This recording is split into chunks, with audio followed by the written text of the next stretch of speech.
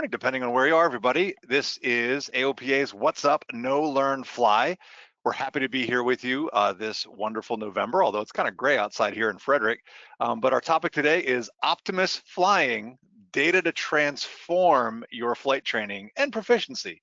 So we're going to talk to you guys today about some data, and we've got a great guest on, so we can't wait to introduce him. But before we do that, let's do our normal housekeeping and just talk briefly about the controls that you have. If you are using a computer and watching the show, your attendee control panel will look like something like we've got here on the right. It's got the column. What you're looking for is this little cartoon bubble looking thing with the question mark in it. So you want to click on that. Then you'll see the little box open at the bottom. Type in your question, and then most importantly, hit the send button, because otherwise we won't see it.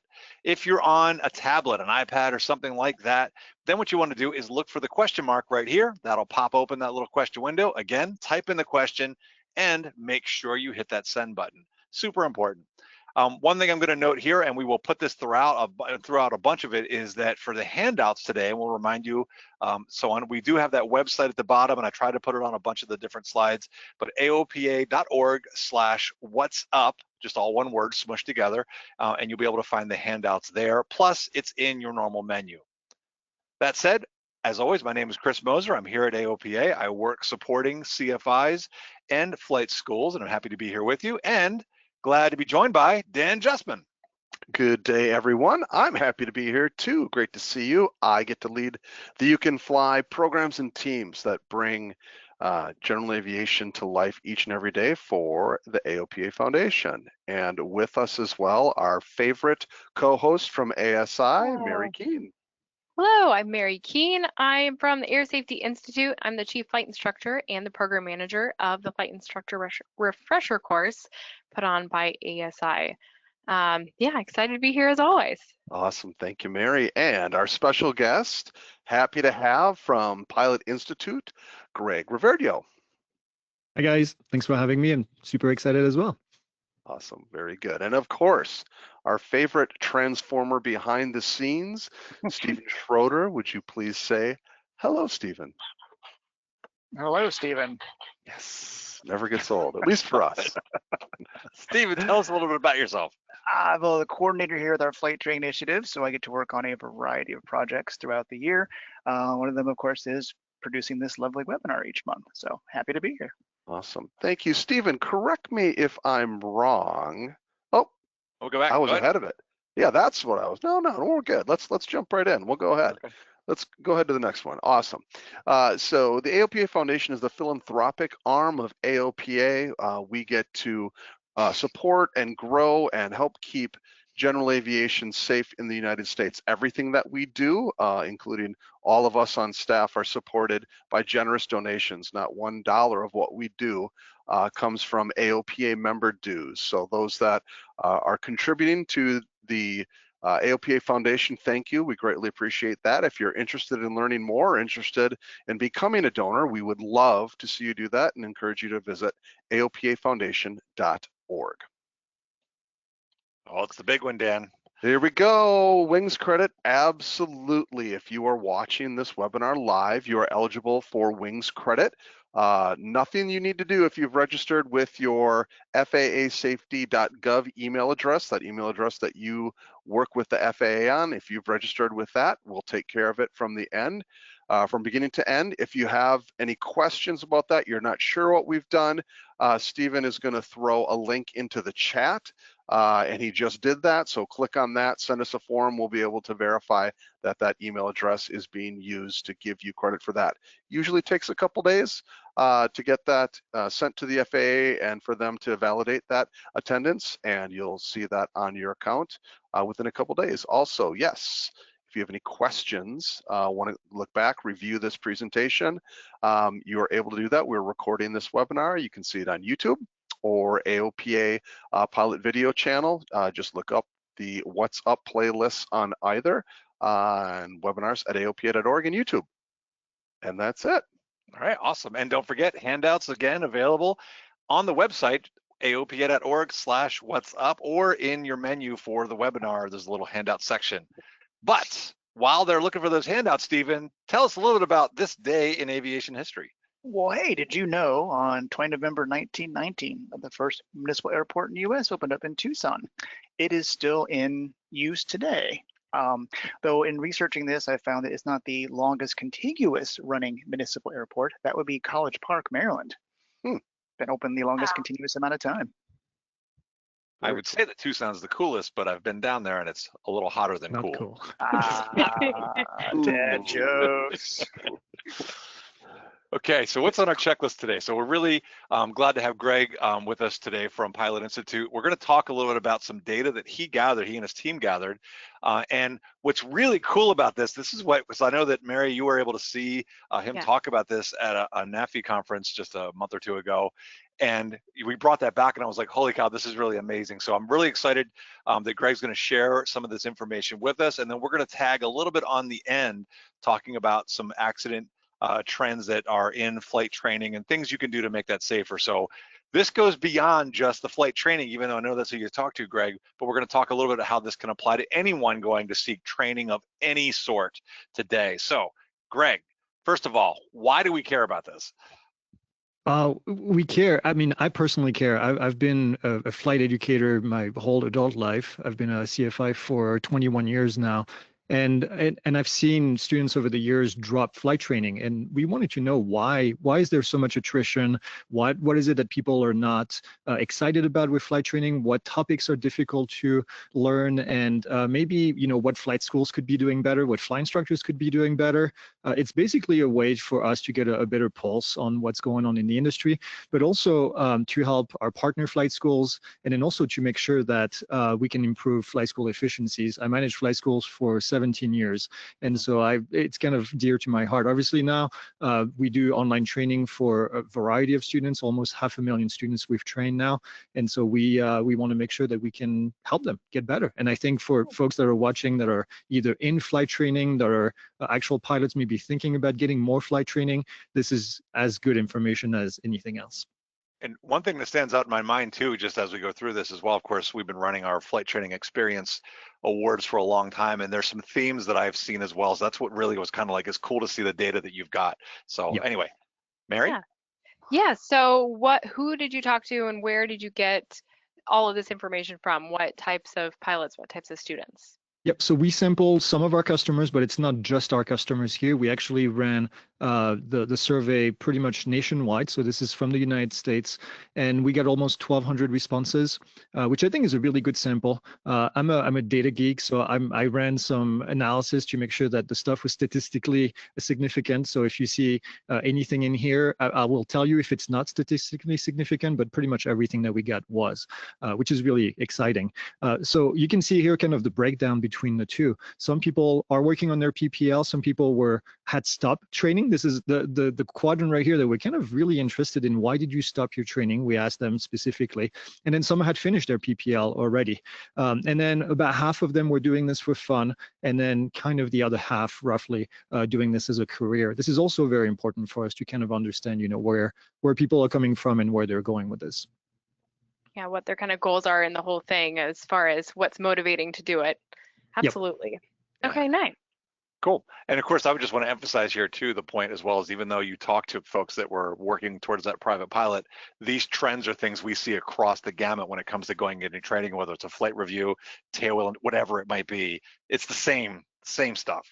Yeah, there's no reason to think that it does not extrapolate to the rest. And of course, now this was kind of the V1 of this survey. We have some good feedback that we want to add more things in the future, and we're going to rerun the survey over the next 6 months or so and get even additional data on top.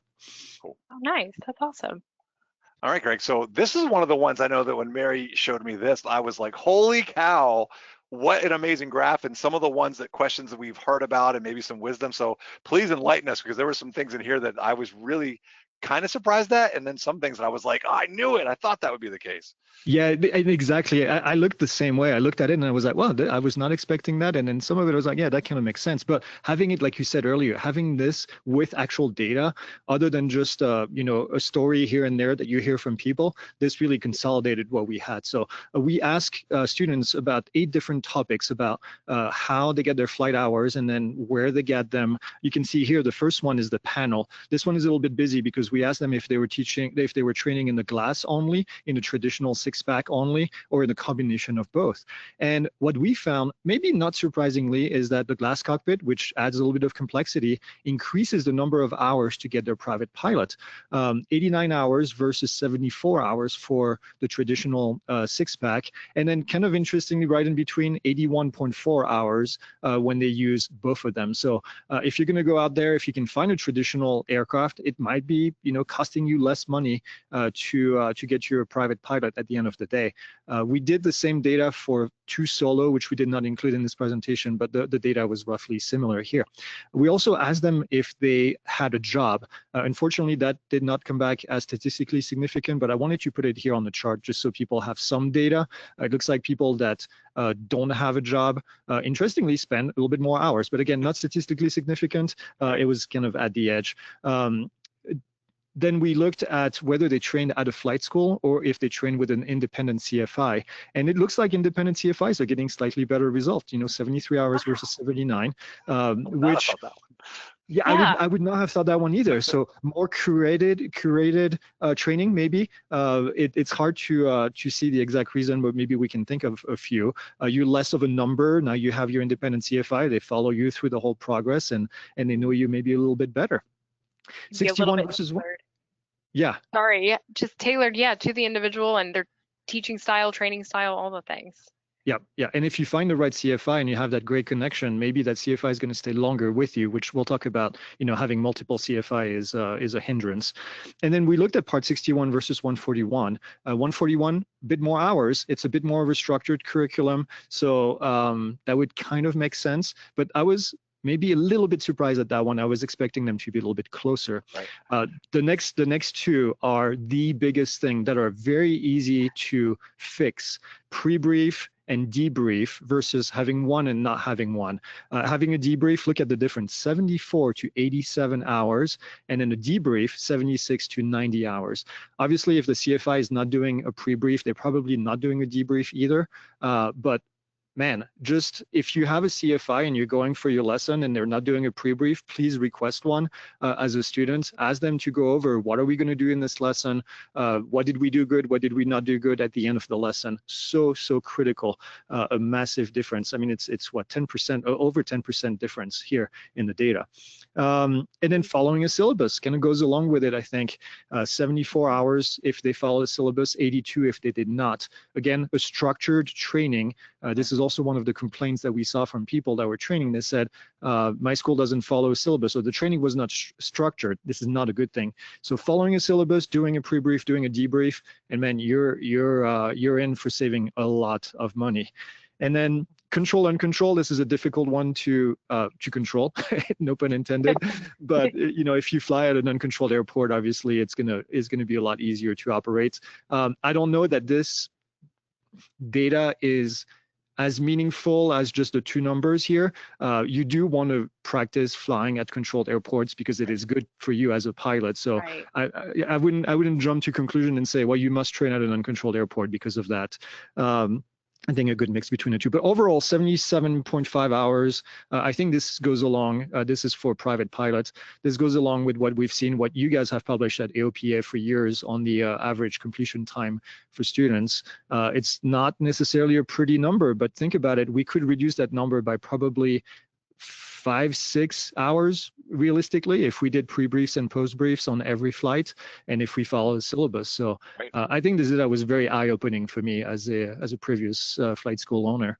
No doubt. And just to double down on that pre-brief debrief thing too, I know I've seen many times military pilots talking about all the learning happens when you've got that time in prepping for it and then in thinking about it afterwards, that reflection. I know Mary and I, we've talked about that too, past couple of episodes. Even if you're not in training, if you're a pilot just flying for fun on the weekends, you can utilize pre-brief and debrief to continually keep learning, make yourself better, know what worked, what doesn't, and use that to continue your training even though you're not in training.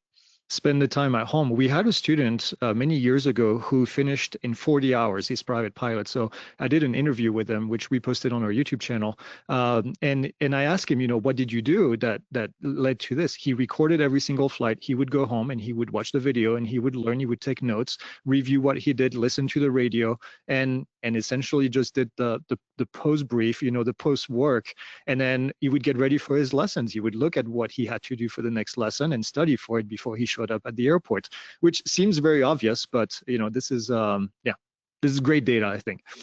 I think so Dan? too. Oh, you're muted, Dan. Just to unmute. So close. One of these days, I'm going to figure this out. Speaking of data, that's a great segue, is that this is exactly what we're talking about. We had a note from Peter questioning, are we really recommending that people training to be a pilot seek out non-glass cockpits? And I don't necessarily think that's the reaction. We're just identifying data about what we've seen from those respondents there. So just wanted to make that clear, that there's not an endorsement saying non-glass cockpits are better than those with glass cockpits, but that is just what the data has shown us. Yeah, and I think also it depends on what your goal is in life, getting the aircraft. Exactly.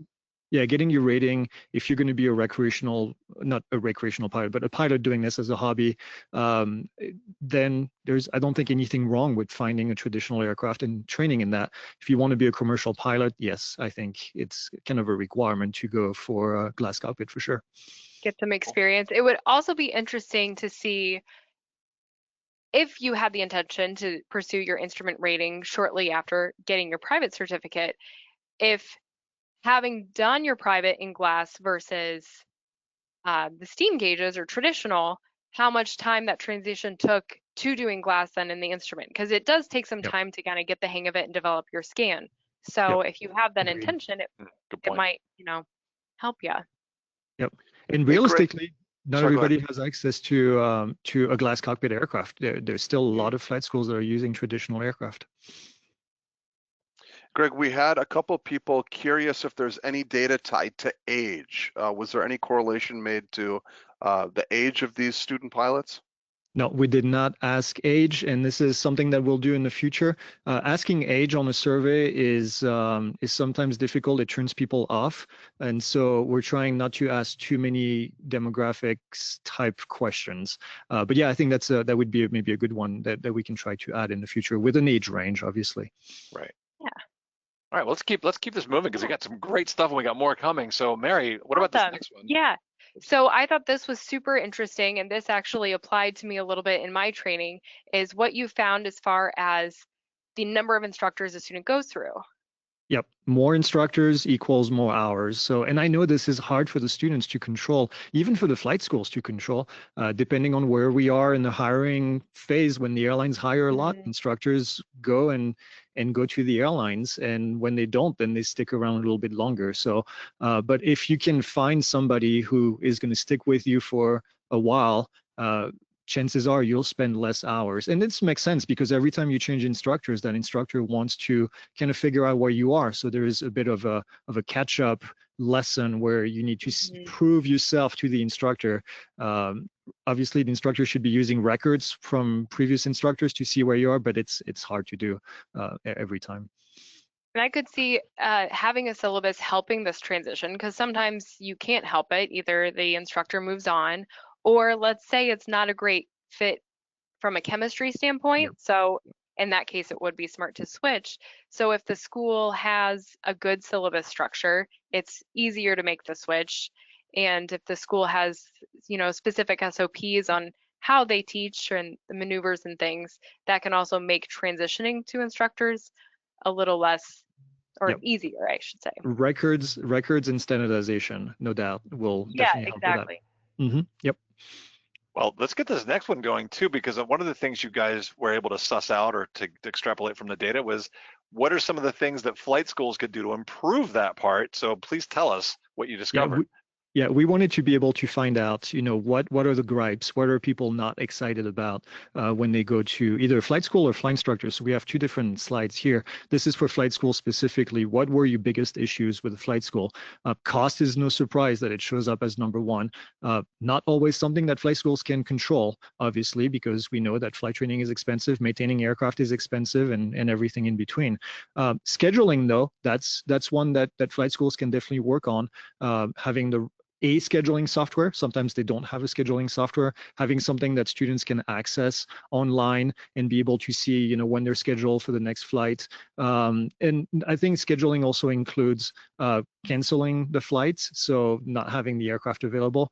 Although maintenance is the next level here, so having your flights canceled because of maintenance, which is not always avoidable either. But I think the top three here are telling. And then the IP availability and the IP turnover. That's also a big one. People want to stay with the same instructor and make sure that their instructor is available for them to fly. So not assigning 12 students to one instructor is probably a good thing to do for flight schools. And of course, IP, I assume, meaning instructor pilot is the abbreviation there. Yeah. Okay, Yep. All right, cool. Yeah, I was going to say something. No, we're good. All right. And then one thing I would even say too is maybe even with that cost part is that by taking some of the parts we were talking about before, right, using the pre-brief and helping the student lower their overall training time will lower that cost as well. So that's things that they can be working on. That's what I was going to say actually, is what I found over the years when I managed flight schools and I competed with other flight schools was the transparency and setting the expectation. My favorite saying is expectation is the leading cause of disappointment. When the flight schools quote students and say it's going to take 40 hours to get your private pilot, we're setting the expectation and we're setting the student for failure because we know it's not. We know it's going to be closer to 60 or 70 hours. So I used to quote students based on averages. I would tell them our students on average do this and this is how much it's going to cost. And students would come back and say, well, this is $10,000 higher than the next guy. Say, yeah, but look, they're quoting you for 40 hours and that's not how much it's going to cost. So I think the cost here, we can be more transparent as an industry to tell people it's going to be expensive and this is how much you should expect to pay for all this flight training. People will stop flying when they get to 40 hours because that's all they allocated for. And then they realize that they're not even halfway through. And then they're going to have another 30 hours on top of this to finish. And we're not doing anybody any favors by doing that. Exactly. And these are really things, even from a student perspective, not the flight school, things to ask and things to look for when you're looking for that additional training, whether it be initial or pursuing another rating or a checkout, things like that.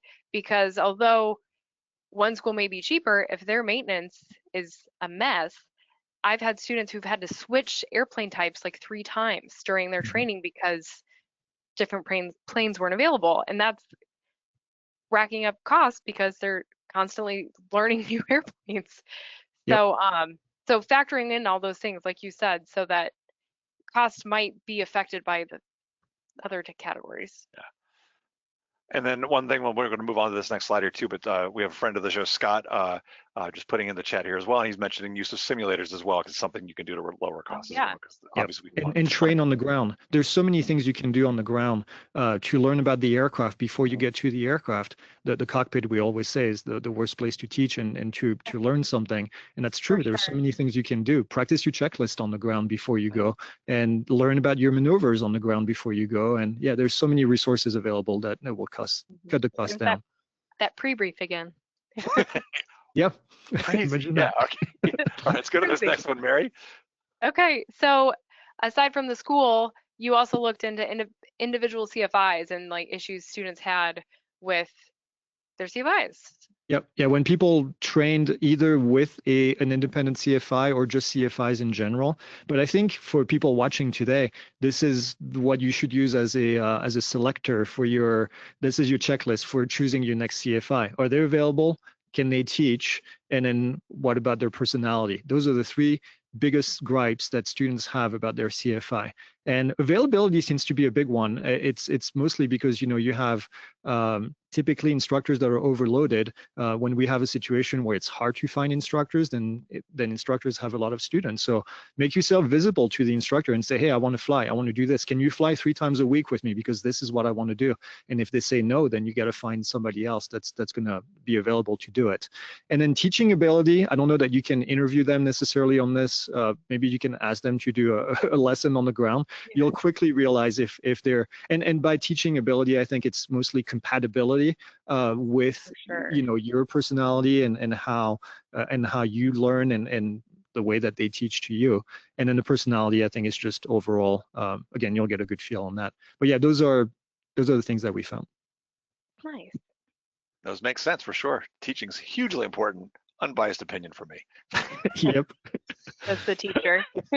So what were some of the most challenging things that your folks were talking about with flight training and the folks you surveyed? Yeah, we wanted to find out, what are the things you struggle with? And not surprisingly, landings, radio comm, top 2. I mean, that's what everybody has issues with. Maneuvers, learning all the maneuvers, which is a big portion of becoming a pilot, of course. And then the written exam, and then everything else after that was pretty low. So for us, this is good data to figure out how we can help the students on the ground. So we've created courses on these top 4.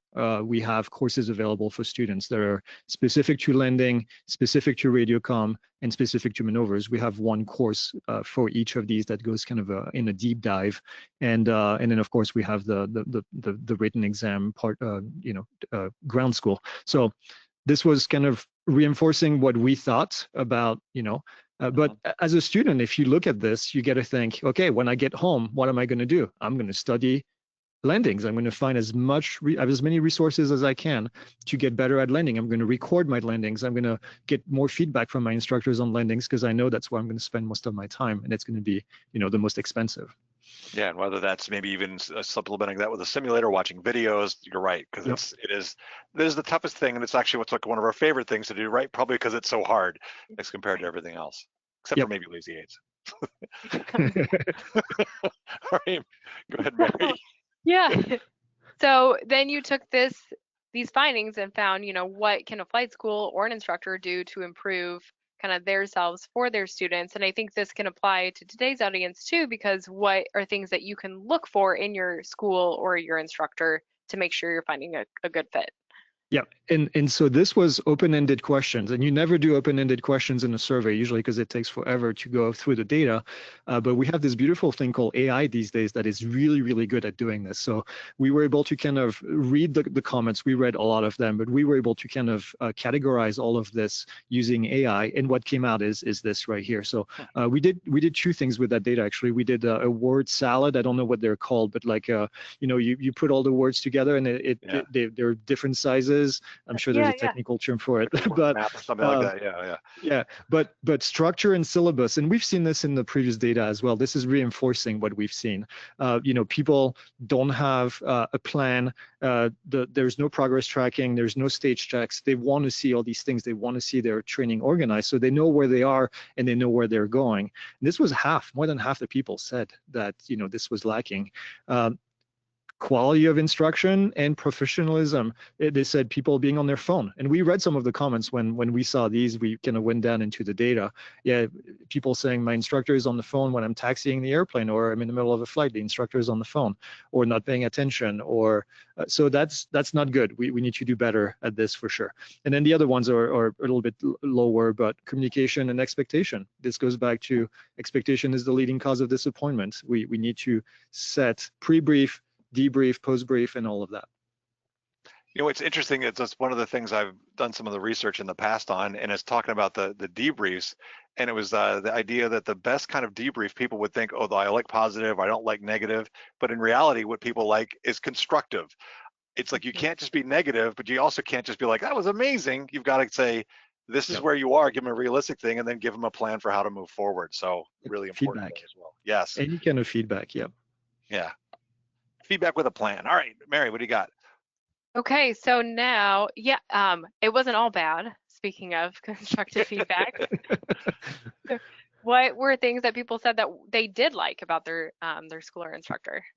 Yeah, we wanted to keep it also on the positive side, of course. So we asked people what were the good things so that we can share this data with people and say, hey, if you're doing this, you're doing a good job. And you can see some of the comment. We picked some of the best ones out there that I think were the most representative, but maintenance and availability was good. It goes back to what we said before. My instructor was great, very patient, very safe, many great experiences. My instructor encouraged me and helped me to pass the check ride. So positive feedback from the instructor, I think. That relationship with the instructor is so important. We've seen that over the years. Excellent. And then I think it was, yeah, go ahead. No, go ahead. Oh. And then we had some more. It's like no improvement needed on these. So some of the big topics here. Yeah, and look at that last one. It says, my instructor motivated me so well when I failed. That's the feedback. Okay, so you failed. Now what? We got to give you feedback on how to get better. So yeah, if you're an instructor and you're watching, work with the instructors, talk to them, give them that feedback. It's so important. They're craving for it. This reminds me of a comment. We're actually working through our awards right now here at AOPA, and I was just reading some from a school, and one of the ones that came up was that my instructor knew I had a bad flight and called me later in the day to check in with me and just make sure things were okay. And they were just talking about the idea of family and community, right? It's Yeah. going beyond that, just not even just after the flight, but call me later and just knowing like just wanted to check it and see how you're doing. So I thought that was pretty cool. So that's exactly right there. Difference. Yep. Yeah. All right, so then what you did was you broke down, and I think you tied in some comments that go with these. So the number one thing being time and schedule. So explain these to us, this analysis you've got here on these next couple. Yeah, remember early on when we showed the sample of people, there were about 15% of the people that that stopped training. And so we asked specifically these folks, why did you stop training? We wanted to know, because that's the attrition. That's what we were trying to stop. And you would think cost would be number one. Well, guess what? It's not. Actually, I was surprised at that one. We see cost all the time. Cost is number two. It's a close second, but time and schedule. Busy. People are busy. So I think this goes back to what we talked about before, which is setting the expectation. A lot of folks show up and they said, I want to be a pilot. And we see this in our ground school. People say, oh, I bought the ground school. I started doing the ground school and I didn't realize it was going to take 35 hours to go watch all the videos, at least 35 hours of content. Right. And they said, I just don't have the time to do this. I don't have the time for the commitment. So setting the expectation that this is going to take time and you're going to have to set 2 hours. Also, we tell people, hey, you're going to go for a 1.5 flight, an hour and a half flight. Well, how long does it take to do an hour and a half flight? It takes 3 hours, right? Because you have to get to the airport, you have to pre-fly the aircraft, you have to get a pre-brief because that's important. You have to do the flight, you have to do the debrief, you have to park the aircraft. I mean, you have all these things, right? And that takes 3.5 hours for an hour and a half flight. So I don't think we're setting the expectation for them. So they quit, they stop because they just don't have the time to do it. So I think we can do better at that. Yep. Yeah, being forward with them when they start, hey, what is your goal and what's your timeline looking like? And how can we help you? This is what it would look like to achieve that goal and what, how many hours a week you would need to fly, things like that. Yeah, be realistic. And and of course, the next slide is number two is cost. 20% of them say they just don't have the money. And it goes back to setting the expectation, make sure that they don't run out of money, that they have enough money to get started. And yeah, the cost needs to be more affordable. There was one person that said it became homeless. I don't know how true it was, but it was kind of, we saw it in there. We could see that one being like, becoming a flight instructor, sleeping on somebody's couch or whatever, right? Yeah. Yep. It is. Yeah, it's a hard life. And then number three was, the next slide is the issues with the flight schools and the flight instructors, another 20% of them. So maintenance not being available, move to another city and having a hard time to find a CFI. We actually hear that more than you think, where people ask us and they say, where can I find a CFI? And I say, well, is there a flight school at the airport? No, there is not. Okay, well, that's a lot harder. There's an airport, but there's no flight school. How do you find a CFI locally? How can CFIs market themselves to people individually like this? CFI quit and I had to start over. That goes back to the complaints we've heard before. Yeah, especially if you're going with an independent CFI and not a school. If they're not with you anymore and making that transition to a new person, taking your record with you and trying to pick up where you left off, that's got to be tricky. Very difficult. Yep. Definitely hard. hopefully they'll network for you, and maybe you can ask that. You have any recommendations of who else I can go see on that thing? So what we also wanted to do, and I know that we are going to take all of this and come up with some basic recommendations for things that you can look for in both a flight school and an instructor with whatever kind of training you're doing. But we, as we were talking about this, Mary and I were thinking, hey, there's some good ASI material here as well, and that gets into the accidents. There was a, in fact, we've got links to this report and then some other interesting articles, and plus, of course, a link to the Pilot Institute. But let's talk a little bit about the accident trends that happen during training.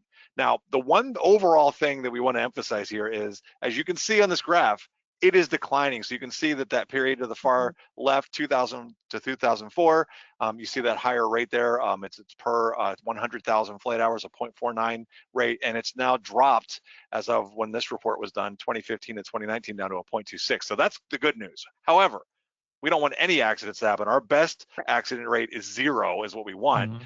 And then so take a look at where these accidents are happening. So the big one, as you can see on that far left side, is LOC, or loss of control, and the I stands for in flight. So that is by far the big one. So we're going to break these down just for about the top 3 or so on the slides coming up. So Mary, did you want to discuss this one a little bit at all? The one about loss of control and where we're seeing there? What's the issue? Yeah, of course. So loss of control, the accidents that we're mainly seeing are that it's a result of a stall spin. You lose control of the aircraft, which results in an accident. That was 122 accidents for this report. VMC roll was 12 and other was 21. So specifically for those loss of control accidents, 6 of them happened in cruise, 8 on that final landing. But what I thought was really interesting was, like, our highest numbers are maneuvering and that takeoff, climb, and go arounds, followed by emergency procedures as number 3.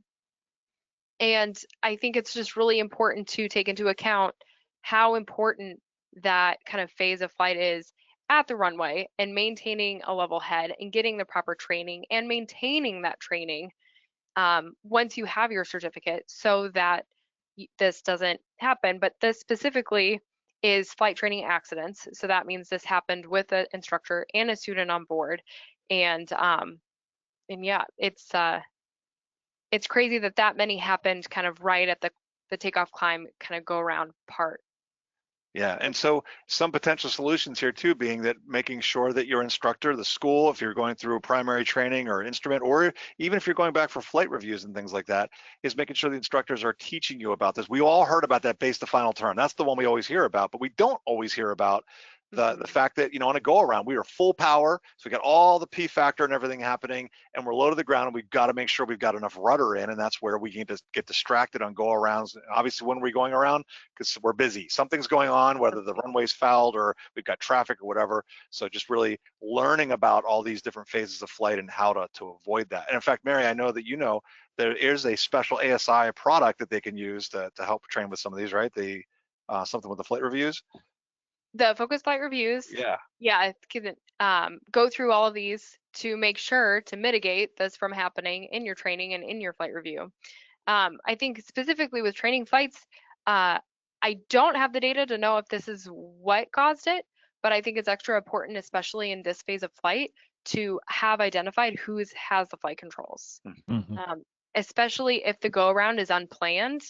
Sometimes an instructor and a student will have a miscommunication of, if something goes wrong, the student may default to the instructor without the instructor knowing, or the instructor take over without the student knowing, things like that. So making sure in your pre-brief, having that good communication of, hey, if this happens, this is our policy, this is what we're going to do, having that 3-way back and forth of the flight controls, I think is super important. But then also, it's not an emergency, but in the kind of high stakes phase of flight of a go around that is unplanned, having the training to be able to calmly execute it. Because I think if you are more comfortable with the maneuver, you are less likely to make a rash kind of make a mistake in the moment.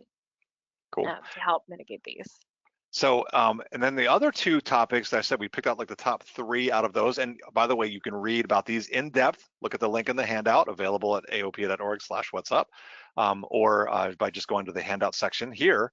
The other 2 things, loss control being the number 1. So that's really one primary focus.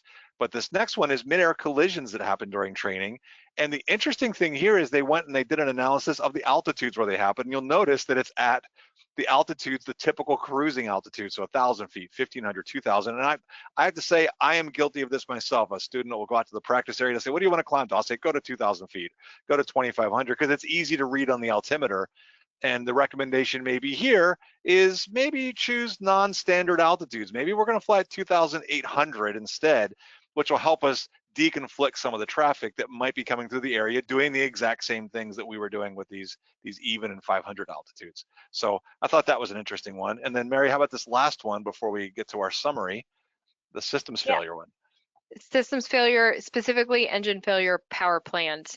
The biggest contributing factor was improper maintenance, which goes back to what we talked about as far as knowing your flight school, asking the questions and making sure that they do the proper maintenance on the plane so you're not running into this in the first place. They're keeping, good, clear, clean logbooks, maintenance logbooks, and they're taking good care of their airplanes, because you do not want to put yourself in a situation and put yourself in a school where they're not taking good care of their airplanes. And you don't want to run into that. But also, these being training flights, again, have communication with your instructor to know when is it real and when is it training.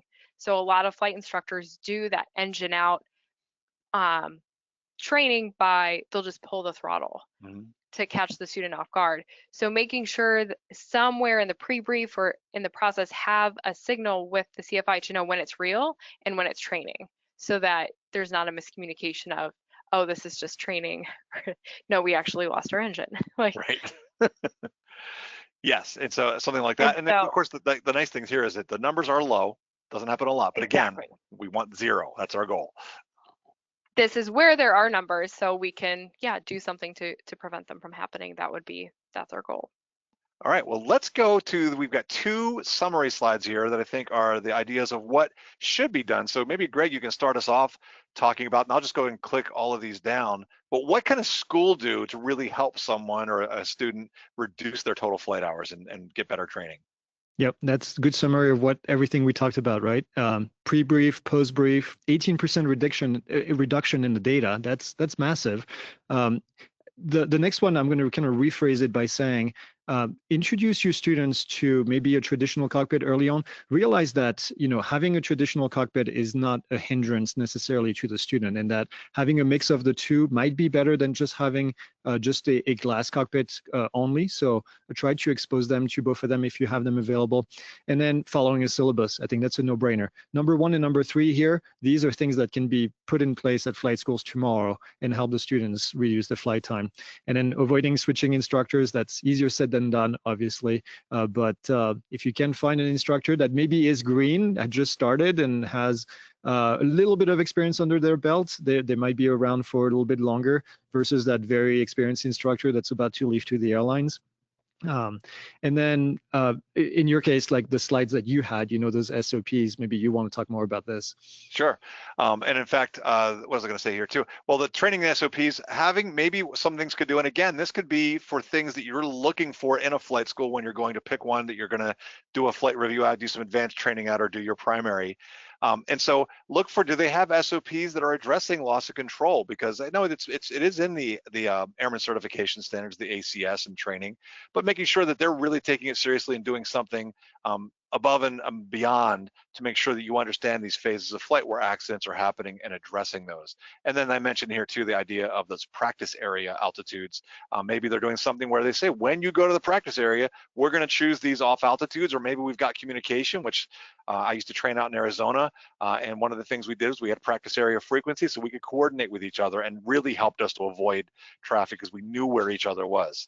And then of course, you're looking for that clear and robust maintenance, as Mary was mentioning, to make sure they've got procedures that they're on it and they're taking good care of the aircraft. All right, how about this next one, which is on the CFI side of things? And again, I will click through these. And Greg, go ahead and tell us Yeah, what you so got here. there was a section of the presentation that for time we removed, but it was the customer satisfaction. We asked the customers how satisfied they were with their flight school, and the results were not great. So we kind of had some tips in here. Be transparent about the cost. We talked about this. There's so much value to this because the cost and the time, those are the two things that people will quit flight training if they don't have the right expectation. And then your scheduling process, you got to have something in place that can help. So when you choose your flight school, make sure that they have a scheduling process so that you can see if the aircraft is available, when you're scheduled for the next flight so that you can show up on time. And then make sure that your flight school is keeping progress of a track of your progress with some kind of records so that if you change flight instructors, then you do have the right stuff. And then of course that they're using the pre-brief and the post-brief and setting the expectation. And then professionalism, we talked about this, don't use your phone, be on time. All the things that we teach CFIs, how to be a professional CFIs, they still apply. They applied 20 years ago and they still apply today. That should not have changed. And then maximizing aircraft availability. This was one of my favorite things to do when I managed flight schools. How many resources do you have available? How much maintenance do you have to work on the aircraft? That will help prevent frustrations from folks down the line when they don't have an aircraft available because you don't have maintenance to work on it. And again, sometimes it's easier said than that. I don't want to be too harsh on the flight schools. And then ask for feedback from your customers. We do this a lot at our company, but ask them what you're doing well and what you're not doing well. And when you're not doing something well, take it as a way to improve and how to get better. And then if you're a customer, provide that feedback to your flight school. Don't just say, oh, this sucks, and then go somewhere else. Tell them, hey, you failed here. I'm paying a lot of money and I would like to see this changed. And it tells a lot from the flight school when they make the change because they listen to the customer feedback. And then you can keep going with the last two that were yours. Hey, Mary, do you want to hit those last two? Just kind of Yeah, so making sure that your school or you as an instructor have clear training on how to avoid those loss of control, clear SOPs in place, and adhering to school practice area altitudes and maintenance procedures. So, you know, a lot of schools do have a practice area, and using that practice area correctly, communicating on the radio, you know, where maybe you're doing maneuvers, things like that in that practice area, and specific altitudes. I know, you know, going to the higher altitudes if you're doing certain maneuvers, or just being aware there's so much technology now to see the traffic around you. So using that to your advantage, but also obviously keeping your eyes outside to see all the traffic. I mean, that's really a skill of flight instruction that you should maintain, is keeping your eye on the student, your eye on the traffic, your situational awareness, and keeping that up. And from the student perspective, I want to add, I would say don't be afraid to fire your instructor if they're not Yes. doing these things. Yes. And we see a lot of CFIs who are just time builders and trying to go to the airlines. Well, they're not going to go to the airlines if you don't hire them to be your instructor. So you don't have a direct control on how they teach, but you can say, yeah, you're not putting in the effort to this, and so I'm going to fly with somebody else. And supply and demand will work itself out there. Yeah. so Yeah. So doesn't have to be a harsh hiring or a firing. Say this isn't working out, I'm going to find, you know, somebody else. I think the biggest thing, like Greg said too, is to provide that feedback, because we all know what, you know, and just think in terms of good customer service. Everybody knows when you go to the store, you know what good customer service is and you know what it's not. And the issue that we often have in aviation when it comes to whatever level is there's an asymmetry of information. Like we know that the instructor of the school, they're the experts, especially when you're working on your initial certificate. You just assume, I think many people assume, well, this just must be the way it's done. It happened to me. I was a school teacher for a long time. I taught for, you know, like 17 years. And when I first started my flight training, I knew how to teach, yet I just kind of defaulted to what my instructor was doing, even though over time I started asking, like, can I get can I get a list of like these maneuvers and how I'm supposed to memorize them? I was asking for a syllabus that they weren't giving me.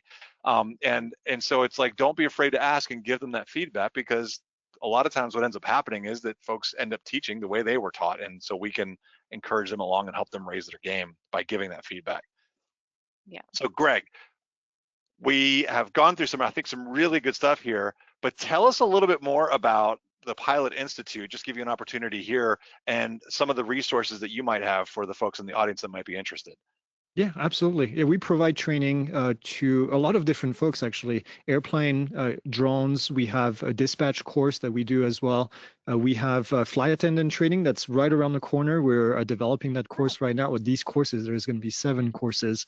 And then we have a helicopter private pilot that is this close from being done. I've been reviewing the lessons lately, and it's going to be really cool. So on the airplane side, we have everything from private instrument commercial to a takeoffs and landings course that we just released. We have a radio communication course that can also help you if you struggle, a G1000 transition course. So if you flew in the traditional cockpit and you want to transition, you have that. But you can go on the website. We have a lot of free courses as well, by the way. I'm not here to sell courses, but we have a ton of free resources available, including deep dive courses. So if you're starting to learn in the Cessna 172, for example, you can go on the website. There's a 2-hour course. It's free. You can go and learn about the systems of the Cessna 172 so that when you show up that first day, remember what we said, you can save a lot of money by doing all this on the ground. Well, this is one of these examples here.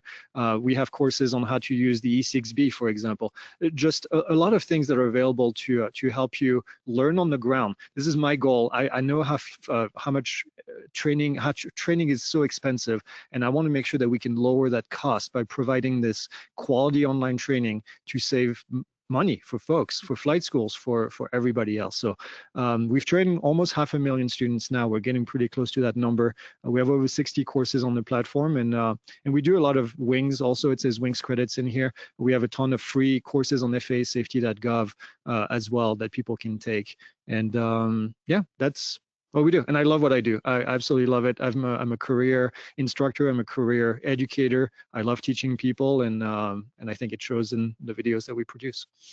And Mary, I know you checked out one of the deep dives, right? You want to tell the audience about that? Yeah, I was gonna say I checked out the 172 deep dive. I didn't do the whole thing, but I can't recommend it enough. I thought it was so cool and interactive to really give you a visual of the pre-flight process and the explanations that, like you said, it saves time and money on an actual pre-flight with an instructor, but also it goes into detail that I never had with any of my instructors through my training. So I think it's that part alone is just super valuable. So I highly, highly recommend that, and I'll probably be taking it in full once I have the time. Yeah, and we have the Cessna 172, the Piper Warrior Archer, and then the DA-40 as well. And then we own a DA-40 ourselves. That's why we fly around for a lot of our videos. We have a DA-42 deep dive that's coming around the corner. That's absolutely beautiful. And then Mary, I think you tried the VR goggles as well when we were at the event. I did. Yeah, so that's another thing that we do. We have this free VR app that you can download on the MetaQuest. It's a pre-flight simulator, but it has so many more things. You can learn about the airspace and build airspace in 3D inside of a virtual environment. And we put these on people, and it's the coolest thing to see pilots that have been pilots for 20 years, and they get in there and they get excited about airspace, which who does, right? And so it's really cool. The VR stuff to me is the future of how students are going to learn. And so we're spending a lot of time and money into getting this developed on our side to have more interactive content for people. Yeah, and again, more training on the ground to save students money with an instructor, save students money in the air to, I mean, make good pilots. They're learning a lot, but making it more affordable and more attainable for people, I think is awesome. Very cool. So definitely go check out the Pilot Institute stuff. And I know Dan's going to pop back on here to tell us a little bit more about AOPA membership. Surprise! Here I am. Absolutely. So we talked about the AOPA Foundation as the philanthropic arm, but we are rooted very closely to the Aircraft Owners and Pilots Association. In fact, virtually one and the same as an organization. Primary focus of the organization is to protect the freedom to fly. Our membership is made up of about 300,000 pilots, which is about a third of the certificated pilots, including student pilots here in the United States.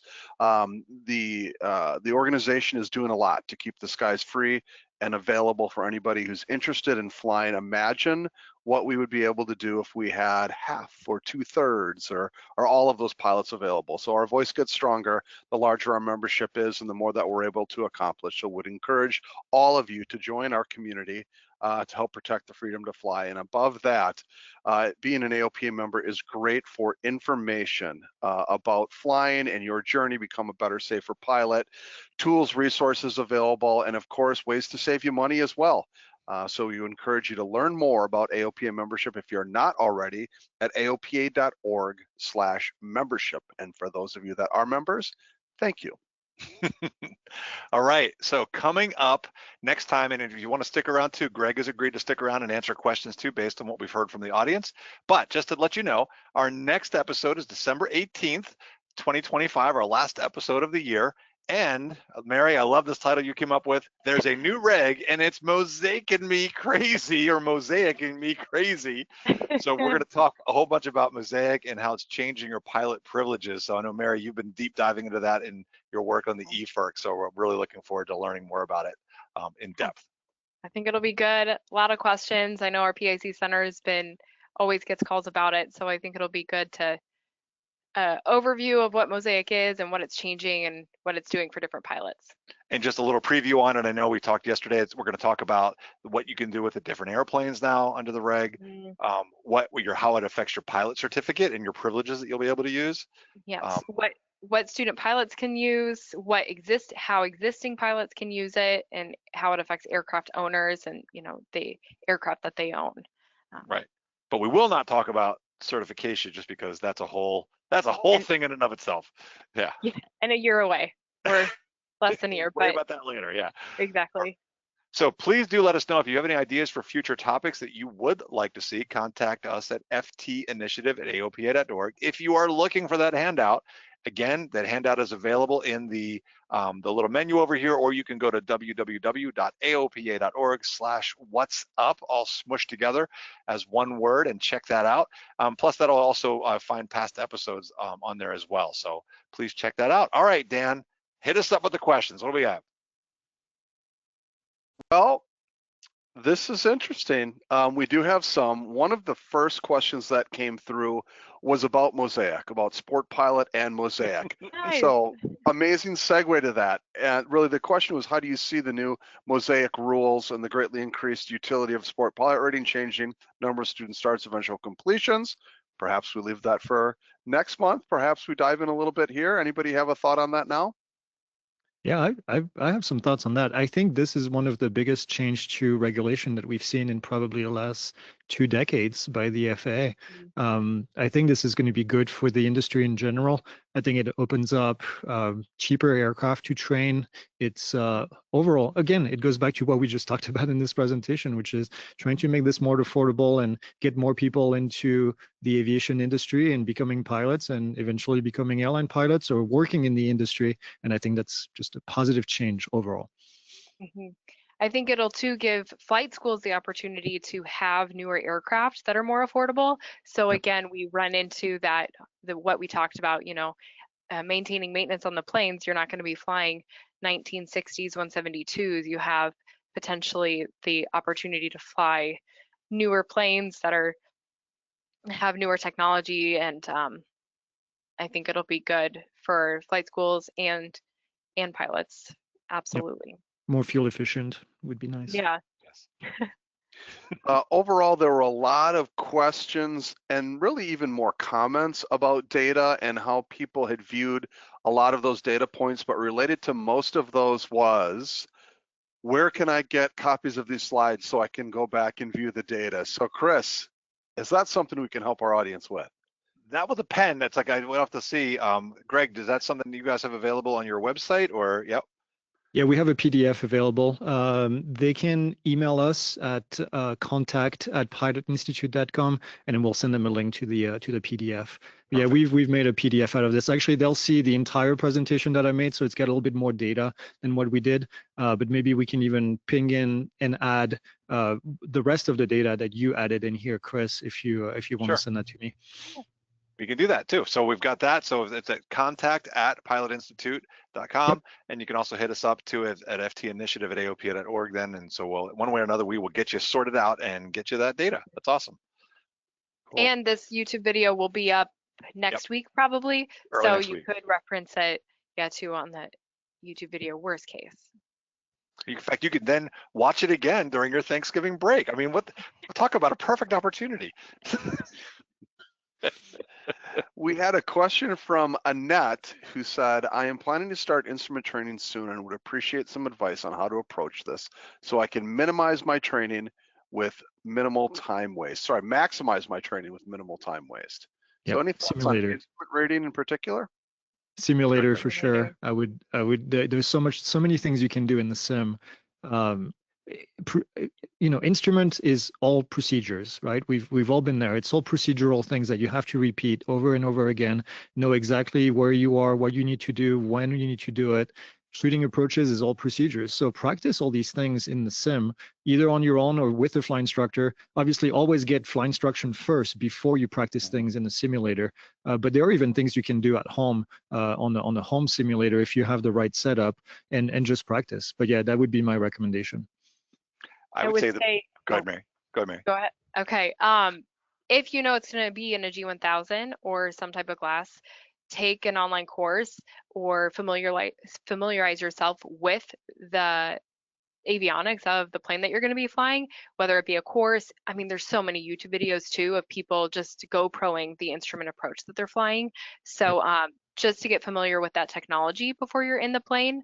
But depending if you're doing it 141 or 61, for instruments specifically, those are very different. And if it is 61, sit down with an instructor and kind of do a logbook audit, because the requirements for the instrument check ride for 61 are a little funky, and you can really nail down kind of some overlaps to save money in places, because there's 15 hours of instruction required, but then some weird cross-country requirements and things like that. So you can really kind of maximize your training that way and count what you've already done, so you can focus all of your money on your time with the instructor and not on, hood time, random hood time and cross-country time.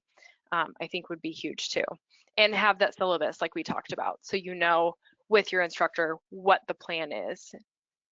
In fact, I was going to say, just to add on a couple things there. Number one, if you are getting into the G1000 or things like that, there are simulators available, like Garmin makes simulators, and there's one for the G1000 on the iPad where you can push the buttons and everything else.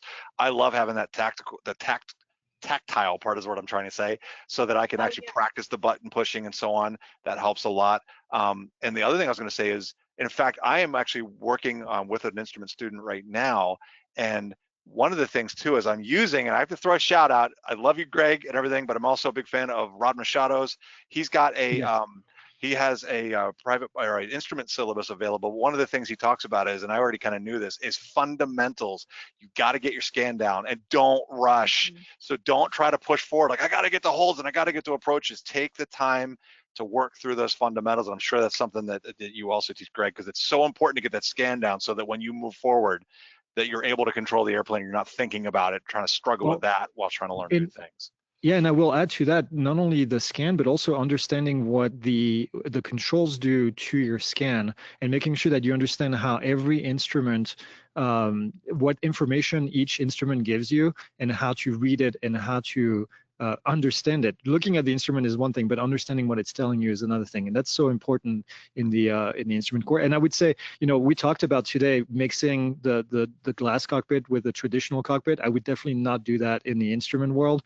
I would pick one platform and then stick with it, because the scan in a traditional cockpit is very different than it is in a glass cockpit. Tell me, Greg, too, because one of the things I know that we've heard just in discussions around here, and I'm trying to think, it was another instructor here that was telling me, had a student come and they had the option of glass or traditional. Of course, the younger student wanted to go to the glass. The person's father was an airline pilot, says, no, put them on the traditional so they learn how to do that traditional scan first, then transition to glass. Because I have to say, I'm from flying back, and I learned to fly back in the 90s, late 90s. And so we didn't have glass. So I learned that scan. And then later when I switched to glass, it wasn't wasn't terribly difficult for me to do it, but I've heard that the opposite is true. Going from glass to traditional is very difficult. That's what I've heard. It is very, and that's been proven with studies. There are a lot of studies that shows the same result, which is going from traditional to glass is easier than going from glass to traditional. I changed my stance on this over the years because I always would tell people, at least do something in the traditional and then go in the glass. But talking to airline friends that are now in the airline world and in the training side, I asked them, do you notice a difference when somebody has only ever flown in the glass? And they said they don't really notice a difference. Even with people that have to go back to older airliners that don't have the glass cockpit, they say they don't actually struggle all that much. So I think early on it might be true, but then as you get more hours, it just becomes kind of natural flying the aircraft. So yeah, it's interesting. Okay, cool. Mary? The tricky part with flying, getting your private with a glass cockpit is making sure to look outside for the maneuvers. Yes. Because it is very tempting to look inside, like on a steep turn, just like, oh, I'll just watch, my altitude and hold it there. So especially if you're an instructor or if you're a student, make sure you're learning the maneuvers they should be visual maneuvers. And my favorite was hiding the glass so that the student could not see, like, look outside. I'll pay attention to it, keep us safe, but and 9 times out of 10, the steep turn was better if they were looking outside. Yep. Yeah, 80-20, 80% outside, 20% inside for private, at least early on. Yep, agreed. Exactly. All right, Dan, what do you got? Yeah, well, a lot of comments in support of simulators for training and for all the reasons that were shared here. So I don't think there's any surprise on that piece. One specific question said, can you elaborate on maneuvering phase? Can we take a step back to the conversation and just talk a little bit about that to help Tom understand where we're getting at? So yeah, getting into maneuvering and talking about the Air Safety Institute study. And again, if you'd like to read more about it, please go to that link in the handout. You can find that report and dig into it. But it's the kind of things where it's that stall spin that can happen, whether it's maybe doing slow flight or probably doing stalls. I would think power on stalls, you can often drop a wing, and if you're not keeping your coordination well, that can easily turn into a spin. So it's things like that maneuvering phase where you're up in doing this practice maneuvers like steep turns and slow flight and stalls that can end up leading to loss of control. And then again, depends on your aircraft type too, like a 172, very stable, docile aircraft. So it's like you can still spin it, but it's difficult. But like a 152, that thing will spin and it'll keep going. I have not flown. I know Pipers are not supposed to spin at all. I'm not sure about the Diamond. I haven't flown much of those. Diamond is hard to spin. It's hard to stall the Diamond, actually. I got a lot of hours in Piper and Diamond, and the Diamond is like one of the most stable aircraft. So okay, nice. But that's kind of where it's coming from. Go ahead, Mary. Sorry. Yeah, that would be a question though to ask your flight school is, how often do your flight instructors receive spin training and recovery from spin training? Because the more familiar they are with that process, the earlier they can recognize it and the easier and faster that they can recover and prevent it from even happening with their students. Yep. Now, not to scare people, by the way, because instructors do go through spin training, and absolutely, remember these accidents rates are coming down, but we want to learn that awareness and how to recognize and recover. That's the whole point of all the stuff that we do anyway. But it's just like we want to increase that safety to the point where we have none of these happening. So it just takes that education to learn more about it. Absolutely. Well, we've got one last one from Sherman, which I think, Chris, will serve as a great segue to wrapping up our program today. He threw out an idea and curiosity if for future episodes we're going to be talking about what could happen with airspace and the impact of air taxis in the upcoming future. So VTOL and commercial traffic in that capacity, what's it going to look like in the world? So I thought that was a cool idea that I wanted to pass on to the team here. That is a cool one. I can go on.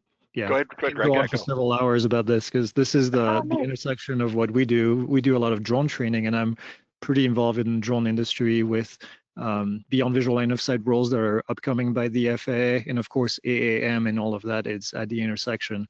So yeah, I've got a lot of ideas and there are definitely a lot of issues with integrating drone traffic below 400 feet and then AAM traffic below 400 feet with helicopters and everybody else who's flying in there. So it's definitely going to be a challenge.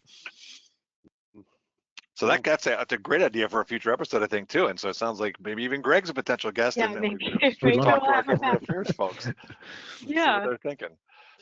So that's a So good that'll one. do it, Chris. All right. Well, number one, thank you, everybody, for being on, all the audience for being here. We appreciate you. Greg, thank you so much for taking the time with us today and sharing your data and experience. I know, too, keep an eye out for Greg because he's going to be working with us a little bit on our Flight School Business Series. And so if you are out there, you're an instructor or a school owner, Greg's going to be sharing some of his wisdom as well. So we're looking forward to doing that. And otherwise, please join us December 18th, 2025, 12 to 1 Eastern Time or 1700 UTC for that's great topic again. There's a new reg and it's mosaicing me crazy. So we're looking forward to that. So that said, I want to thank everybody for being here and appreciate all your time. Thank you. Bye-bye. Bye, everybody.